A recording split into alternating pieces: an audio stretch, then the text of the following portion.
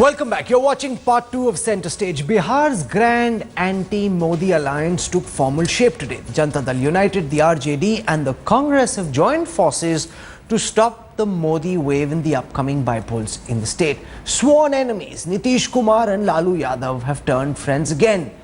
But are they just friends with benefits, or is this a precursor to a bigger national secular alliance? In Uttar Pradesh, Lalu Yadav says he wants Mayawati and Mulayam to come together. Is that at all possible? And if it were to happen, can it stop the Modi juggernaut? It's the grand alliance to take on the BJP in Bihar. The upcoming by-elections in the state have turned foes into friends.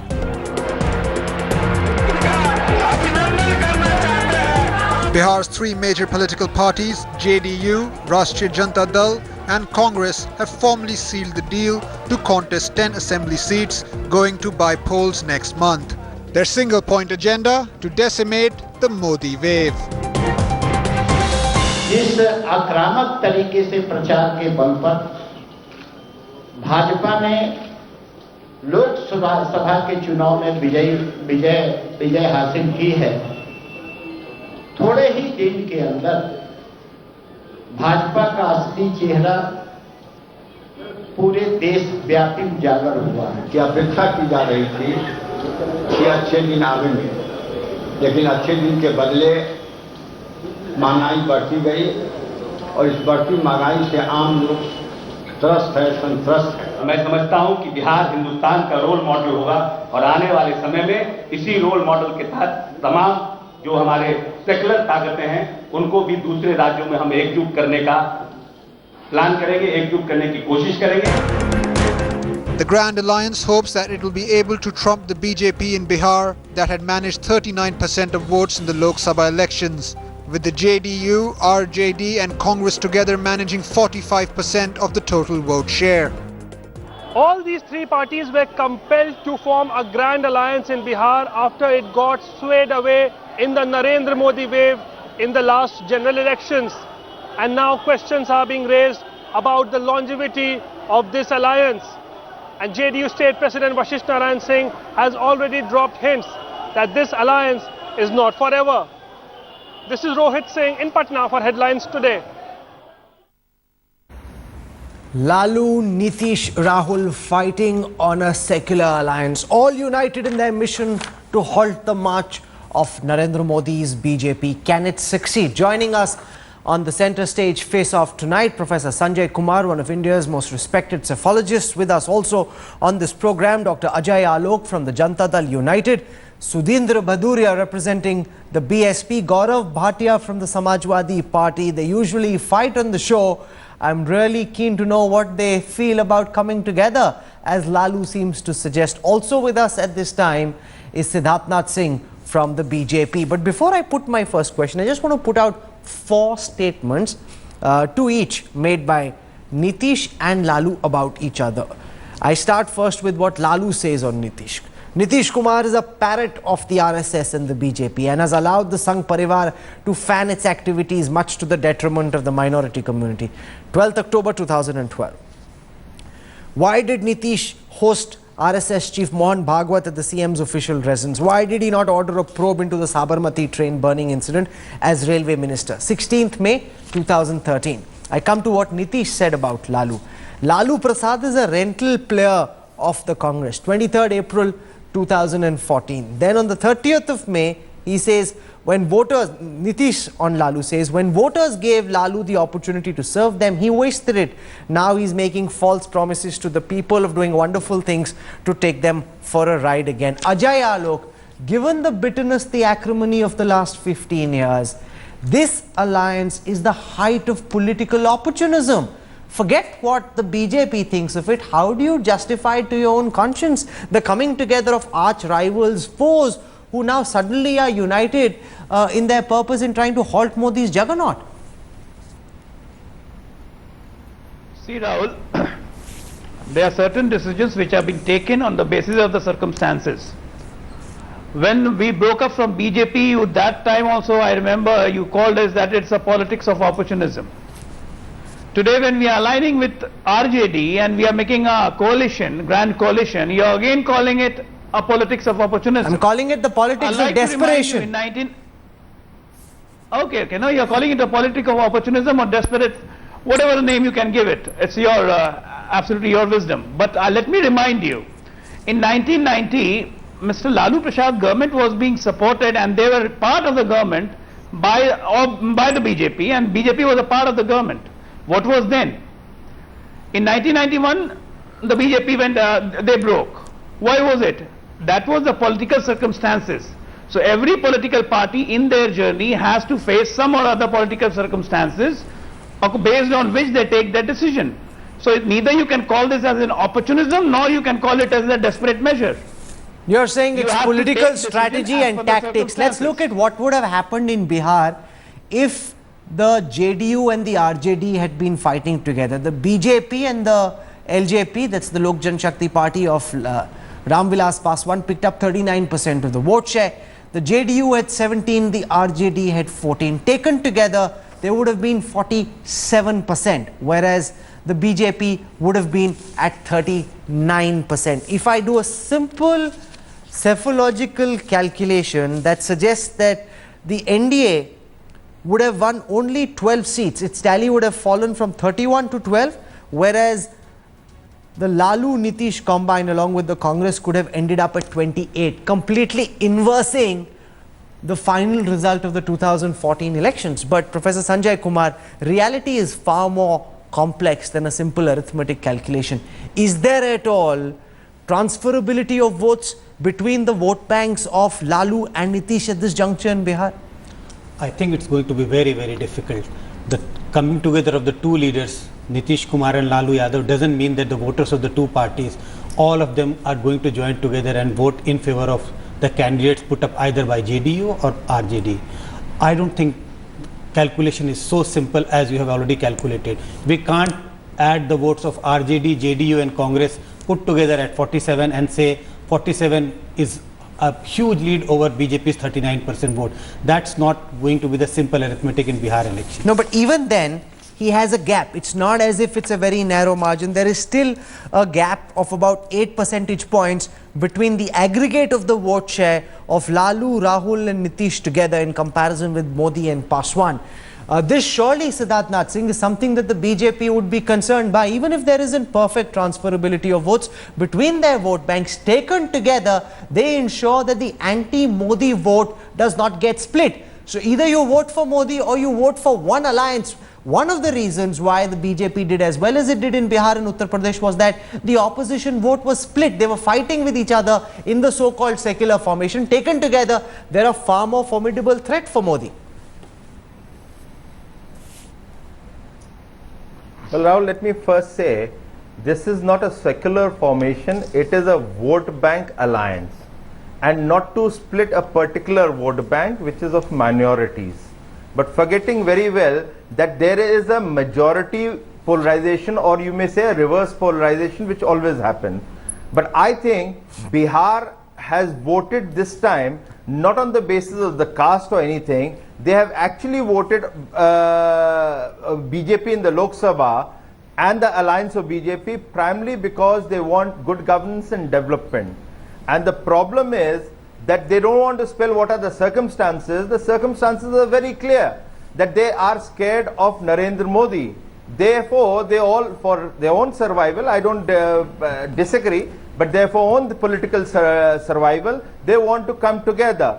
But let me honestly say that in Bihar, by coming together, they are trying to revive, in their opinion, a wise step, revive the caste politics or can say vote bank politics, which the Bihar people have already rejected, and they will continue voting for good government. Ajay Alok, what this opportunistic alliance seems to ignore is the reality that the vote for Modi was much more than a caste-based vote. It was a vote for aspiration, it was a vote for job, it was a vote for growth. And therefore, you can't just think that the Kurmis and the Koris who traditionally support Nitish will come together with the Yadavs and the Muslim who might like to favor Rahul and Lalu, and together you can defeat Modi, you seem to be ignoring the fundamental premise that drove Modi beyond the 272 mark, that this is a vote that goes way beyond just pure caste calculus. See, Rahul, you have to understand one basic thing. What Bihar is going right now is bipole. And what we are voting, the Bihar will be voting for this 10 seats, not for Modi, but for Bihar. We have seen in the last 3 months on what basis, on what promises they have come to the power, they rode in the power, and what they have projected about unemployment, price rise and what. Everything has been given a galore, and now this everything is crushing in front of the people. Now what you have to give to the people is a stable alternative and something which they can trust. Nitish Kumar over a period of time has delivered, and we have full faith. Now why we have come together? Because a serious threat to the nation in form of an autocracy has been prevailing upon us, which needs to be crushed, not only in Bihar. I don't know if there's a serious threat to the nation. There definitely is a serious threat to the fortunes of Nitish Kumar and Lalu Yadav in Bihar. That's the threat that exists. But I want to just stretch this debate beyond Bihar and focus for a moment in Uttar Pradesh. And before just 1 second, Siddharth. I want to come back to you in a moment. I want to look at the vote share percentages of Uttar Pradesh. The BJP, remember, had 42.3% of the vote share in Uttar Pradesh in the recently concluded Lok Sabha elections. Now, if I do a simple arithmetic calculation and add the vote share of the BSP with that of the SP and the Congress, 19.82 is what the BSP had, 22.2% is what the SP had, the Congress at 7.5%. That's about 50% of the vote share in comparison with the 40%, 42% that the BJP had. Again, a 8% gap. Now that would be very tempting. Nitish and Lalu together have fallen for that formula and have come together. Sudhindra Bhaduria, Mayawati was routed, brought down to 0. Is there a possibility that Mayawati and Mulayam too could adopt the Rahul, Nitish, Lalu formula from Bihar, form a anti-Modi alliance? You see, the alliances are area specific. If you go by that logic, then the CPM and the Trinamool should be working together in West Bengal, or the Congress party and the CPM should be working together in Kerala, or for that matter in Tripura. In Uttar Pradesh, as well as in many other regions, there will be area-specific political alliances. Insofar as UP is concerned, the Samajwadi Party is a family corporation now. It is neither Samajwadi nor it has to do anything with the principle of secularism. I'll give you 2 examples. You see in the Lok Sabha, Mr. Mulayam Singh is the leader. In the Rajya Sabha, no, but I don't take what you're saying very seriously, because this is exactly what Lalu used to say about Nitish and Nitish used to say about Lalu before. No, circumstances brought them together. Mr. Rahul Kawal, as far as UP is concerned, the Samajwadi Party is the most hated political instrument in Uttar Pradesh. Over 100 serious communal riots have taken place. There are rapes taking place, murders taking place, and therefore there is no question. Mulayam Singh will, anybody who will align with Mulayam Singh, he will have an electoral. Okay, I want to listen also to Gaurav Bhatia. Mulayam Singh will be considered. We've heard the BSP, they're fighting still like Lalu and Nitish used to, but that also could be because the Uttar Pradesh assembly elections are still some distance away. As the elections come closer, will we see a thaw in the relationship between Mulayam and Mayawati, with the both of them coming together in the hope that together they can beat Modi, because alone, with votes getting split, they seem to have no chance? Gaurav. Rahul, I would first like to just state that the main principles that the Samajwadi Party follows of secularism and socialism are completely missing from the BSP ideology. We've seen BSP has aligned with the BJP for their lust of power on 3 occasions, as well as only one lady has prospered within the party, their national president, and nobody else has prospered. And now coming, I don't want to waste my time over a party which has been decimated in the state of UP and no longer enjoys the confidence of the people. However, on the topic, I would like to say this, that if there is an alliance which is on the basis of the common ideology of 2 parties, then it is always welcome. by any party for that matter. And the reason is this, that you do not want your votes to get split and you want to counter your opponents who are from a diametrically opposite ideology. However, if the coalition is for the sake of survival and it's a marriage of convenience. Now, one second. Gaurav Bhatia, what you're saying could be significant. You're saying if there exists common ideology between the two parties, then an alliance is welcome. So are you then suggesting if Rahul Gandhi and Akhilesh were to be on the same page ideologically, and if Mayawati also agrees to a national secular alliance, then Netaji and his son are willing in principle to consider a national secular alliance to combat Modi? Is that what you're saying, Gaurav? Please don't put words in my mouth, Rahul.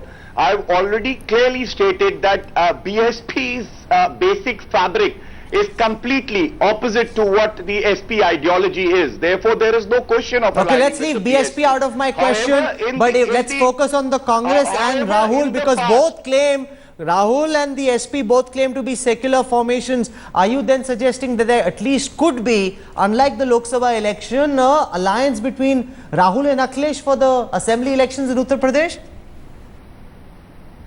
Rahul, alliances are a subject matter which are dealt with by the national president of the Samajwadi Party, Mr. Mulayam Singh Yadav, and the parliamentary board. I am not competent to comment on that, but I am just citing you some reasons where two parties having same kind of ideology may come together on a common platform to ensure that there is no split in their votes. And even the Samajwadi Party has explored options of aligning with parties in the past.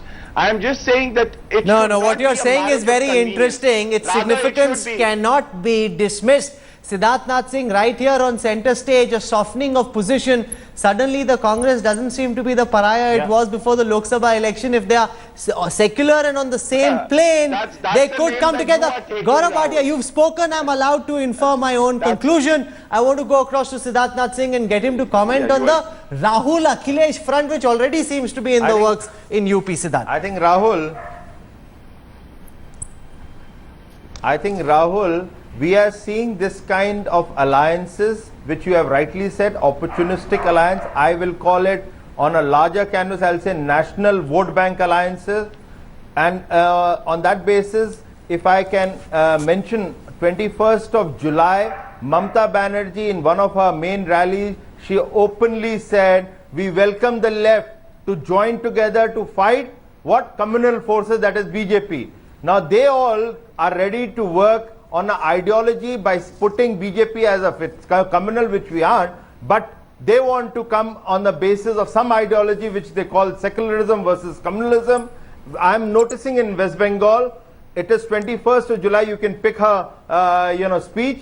Then secondly, what we have seen in Bihar, I'm seeing that, and then can it be replicated in UP? I think they all are very scared of Modi wave which continues, and therefore they all are looking at one particular vote bank which got split, and therefore in order to consolidate that vote bank they are willing to go ahead and do anything. No, but one second. That is a sad story.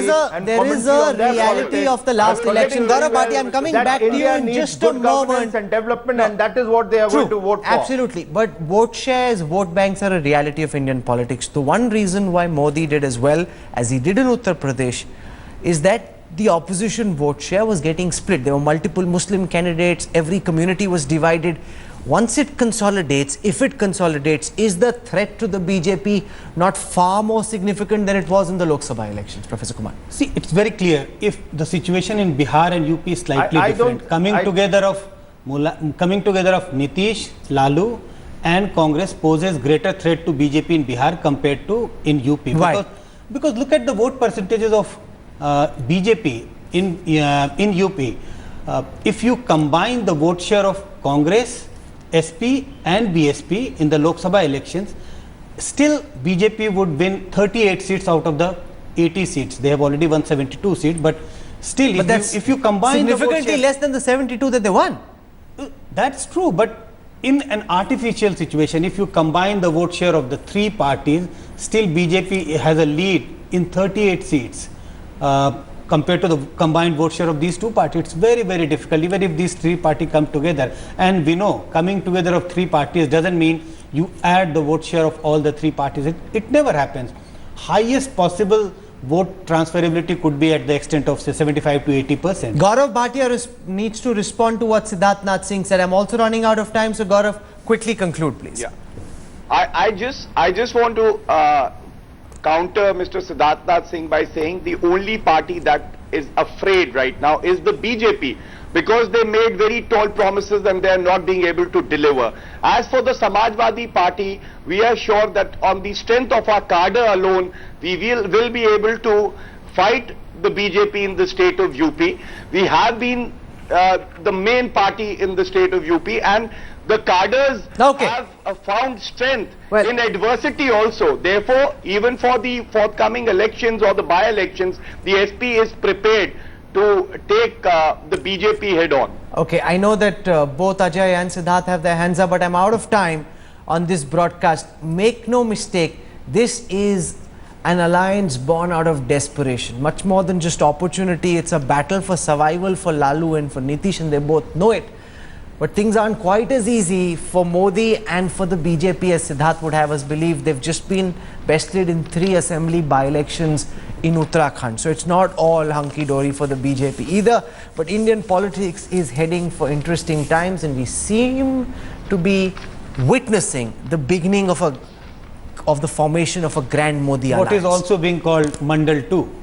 Absolutely. But could India have gone beyond the politics of Mandal, where it's more a vote for aspiration? That's what happened. There is only one mantra in this country, which is development. Okay, we let the voters decide whether or not this is a formidable foe, or whether they'd like to trust the BJP and Modi in the state as well. I'll call you back for round 2 of this. I'm sure there'll be a lot more fireworks in the days to come. Siddharth Nath Singh, Ajay Alok, Sudhindra Baduria, Gaurav Bhatia for joining us tonight along with Professor Sanjay Kumar. Thank you very much. News and updates continue when we come back on the other side of a very quick break.